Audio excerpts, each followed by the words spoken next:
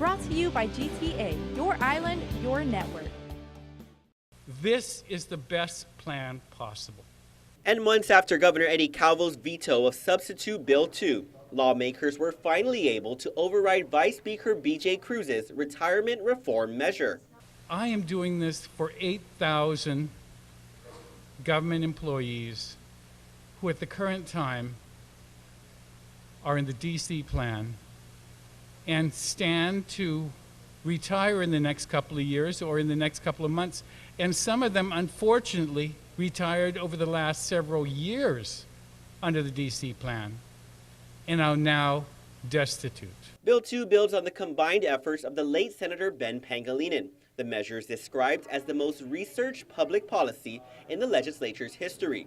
Cruz says Bill 2, once referred to as the hybrid and now renamed the DB 1.7 plan, will actually help and not hurt thousands.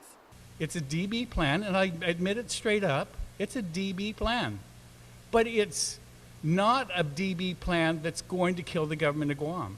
Meanwhile, Department of Administration Director Christine Boleto expressed disappointment with the override today. I'm disappointed that they didn't wait to have all the information available before they made a decision. If they had that information and they made that decision, then they do so, with eyes open, basically. But the decision was made prior.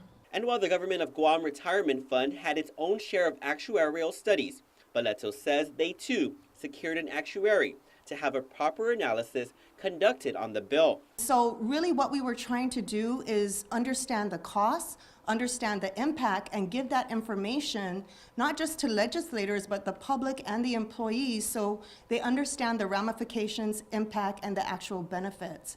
One of the comments that our actuaries had said to us is they've never seen a legislature pass a bill that has such profound effects, not just in the short term but long term, without a full actuarial review. Governor Calvo last week says the vetoed bill would increase the already substantial unfunded liability by another $173 million. Costs, Cruz says, were never a secret. Certainly with the unfunded liability, that's an immediate concern to our financial statements. As has been noted in the past, it's a negative message to the financial markets. So there's many different concerns. Cruz, meanwhile, says while there was a request to delay, he stresses there was no way a better solution could have been found in the next 30 to 90 days. The override passed with a vote of 11 yes and 4 no votes. Those who voted against the override were Senators Tony Atta, Brant McCready, Tommy Morrison, and Frank Bloss Jr. Reporting for Guam's News Network, I'm Ken Quintaniza. Brought to you by GTA, your island, your network.